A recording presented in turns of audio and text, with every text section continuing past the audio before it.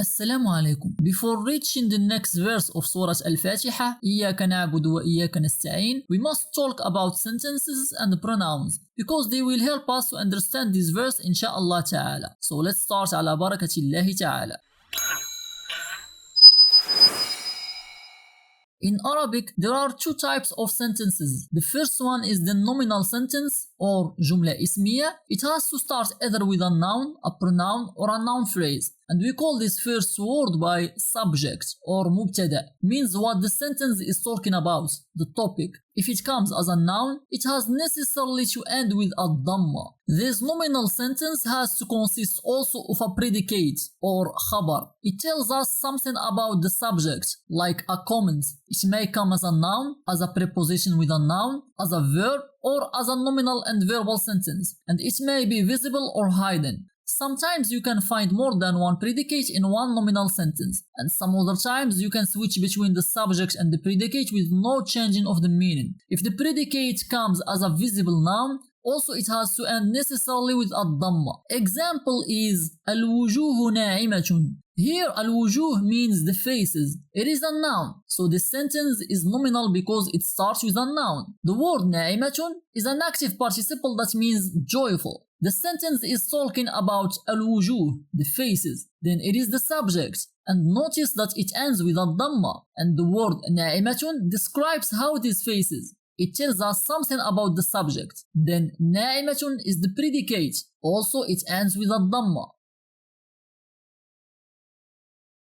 The second type of sentences is the verbal sentence or جملة فعلية. It has to start with a verb in any tense, and this verb has to be followed by a subject, a doer, فاعل, the one who does the verb, and it may come as a noun, a pronoun, and may be visible or hidden. In some cases you can find the subject followed by a direct object, مفعول به, and it is the person or the thing affected by the verb. And also it may come as a noun, a pronoun, and may be visible or hidden. And in some other cases you can switch between the subjects and the objects with no changing of the meaning. Example, يعبد المؤمن الله. Here يعبد is the verb عبد, to worship, in the present tense. So this sentence is verbal because it starts with a verb. Who is the one who does this verb? It is al-mu'min, the believer. So al-mu'min is the doer, the subject, al-fa'il. Note that if al-fa'il comes as a visible noun, like here al-mu'minu, it has always to end with dhamma. Always. Alright, the believer worships. Worships who? Worships Allah. So Allah here is the object or al-maf'ulu bih. Also, notice that if al-maf'ulu bih comes as a visible noun, like Allah here, it has always to end with Fatiha. Always.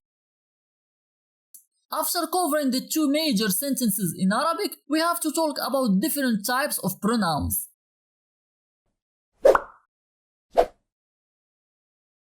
First, we're gonna address two types of pronouns, the separate pronoun and the attached pronoun. As their names indicate, one of them should be separated, means said alone, and the other should be attached to a word, either verb, noun, or preposition. Let's give examples. The verb عبد means to worship. If I want to conjugate it, I would need separate pronouns that play the role of the subject, like I, you, he, she, and so forth. In English, there are 8 separate pronouns that play this role, but in Arabic there are 12. Fortunately, in Arabic there exists only 3 tenses: the past, al-madi, the present, al-mudari', and the future, al-mustaqbal. And today we are concerned only by the present tense, al-mudari'. The first separate pronoun is أنا, I. To conjugate the verb عبد in the present, I say أنا أعبد. Notice that I prefixed the verb by alif with hamza to indicate that I talk about me, about myself. Next one is أنت, you for singular masculine, for one man, and I say أنت تعبد. Notice that I prefixed the verb by ta to indicate that I talk to you, and left it with no suffixes to indicate that you are one male. But because there is you for male, it should exist you for female. It is أنت for singular feminine, one woman. So we say أنت تعبدين. See the difference between male and female? For male we added only ta in the first of the verb, but for female we add ta in the first to indicate that I talk to you, and ya and noon in the end to indicate that you are one female. This ya and noon is what we call an attached pronoun. A question: the letters that we prefix them to verbs, are they considered as attached pronouns? The answer is no.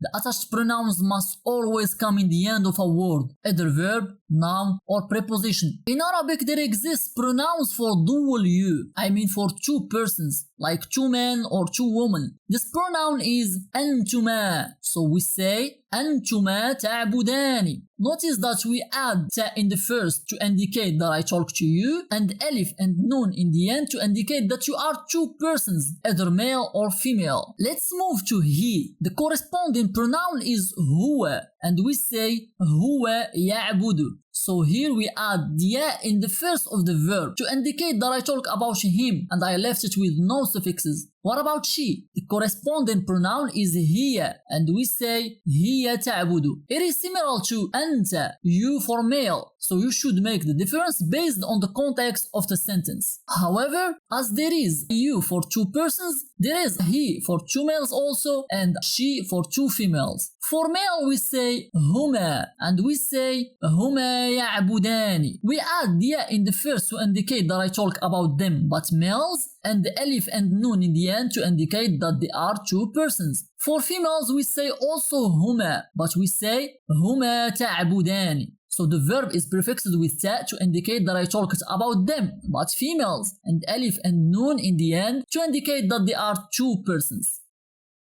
Next one is نحن, which means we, and we say نحن نعبد. So we prefix the verb by noon to indicate that I talk about us. Next one is أنتم, which means you for plural masculine, I mean plural males, a group of men. So we say أنتم تعبدون. We add ta in the first to indicate that I talk to you, and the waw and noon in the end to indicate that you are a group of men. Of course, it should exist you for plural feminine, plural females, a group of women. So this you is أنتن, and we say أنتن تعبدن. We add ta in the first to indicate that I talk to you, and noon in the end to indicate that you are a group of women. Finally, we get to the last one, they. Also we have they for male and for female. For male is hum, and we say hum يعبدون. We add ya in the first to indicate that I talk about them, and waw and noon in the end to indicate that they are a group of men. For female is hunna, and we say hunna ya'budana. We add ya in the first to indicate that I talk about them, and noon in the end to indicate that they are a group of women. This way of conjugating in the present tense, al-mudari', is not limited only to this verb, but to any other Arabic verb.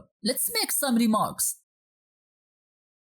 The first person, the speaker, like talking about me and about us. So the pronouns concerning first person are أنا and نحن, I and we. The second person, I mean the one spoken to, the one we address the speech to, which are أنت, you for singular male, أنتِ, you for singular female, أنتما, you for dual male and or female, أنتم, you for plural male, and أنتن, you for plural female. And the third person, I mean the one spoken about, the one that is not present with us, and they are هو, which is he, هي, which is she, هما, they for dual male and or female, hum, they for plural male, and hunna, they for plural female. These pronouns can take the place of subject in a nominal or verbal sentence. So, for instance, نحن نعبد الله means we worship Allah, but word by word it means we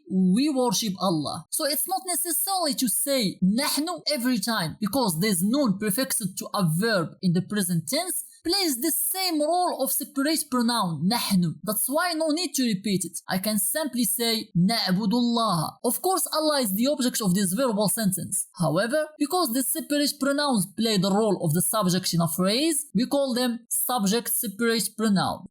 Our lesson will end here. I hope that you enjoyed this series, and if you have any question, don't hesitate to write it down in the comments or send it to me on my Facebook or Instagram. See you next time.